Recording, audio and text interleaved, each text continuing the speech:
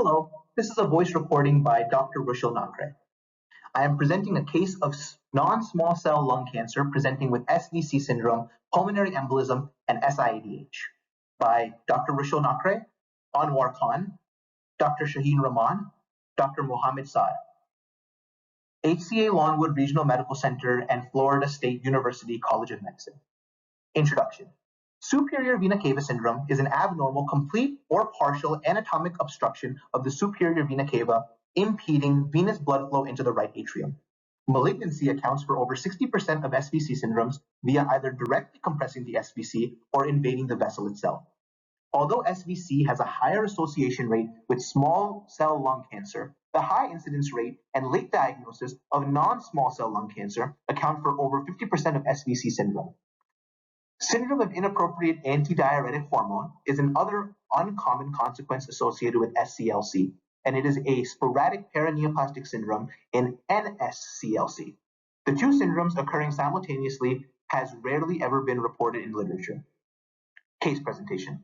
This is a 59-year-old female with an unknown past medical history due to lack of receiving care that presented to the ED for progressive difficulty breathing, facial swelling, and 2 episodes of syncope over the preceding week. She also admitted to a 35-pound unintentional weight loss over the last year. She described her symptoms as worse on exertion and lying flat and better at rest. The patient denied any prodromal symptoms or postictal state surrounding her syncopal episodes. She admitted to a 40-plus pack-year smoking history and drinking 2 to 4 alcoholic beverages daily.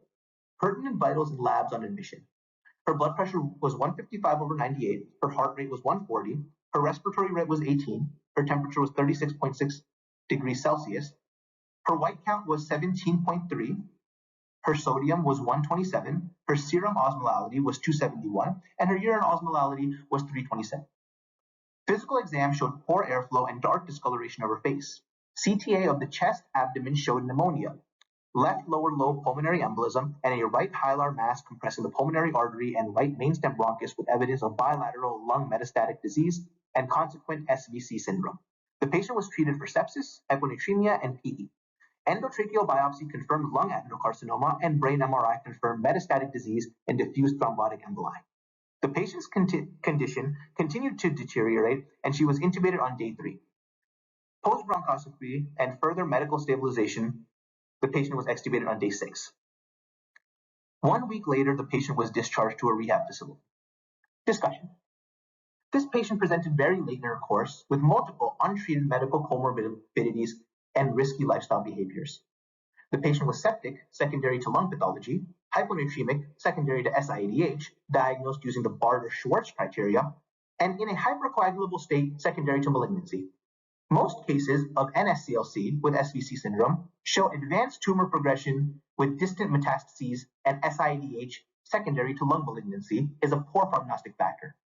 There have only been 2 reported cases of similar presentation of adenocarcinoma inducing SVC syndrome and SIADH in literature, with this case being the only one to present in a patient with a hypercoagulable state. In conclusion, this is a very advanced case of metastatic NSCLC that presents with an unusual and unlikely paraneoplastic syndrome. Clinicians should be aware of the possibility of NSCLC, specifically adenocarcinoma, causing SIADH. Further research and clinical insights are necessary to delineate the precise mechanism and pathophysiology behind the disease pathology and optimal management strategies for this challenging clinical syndrome. Thank you for your consideration.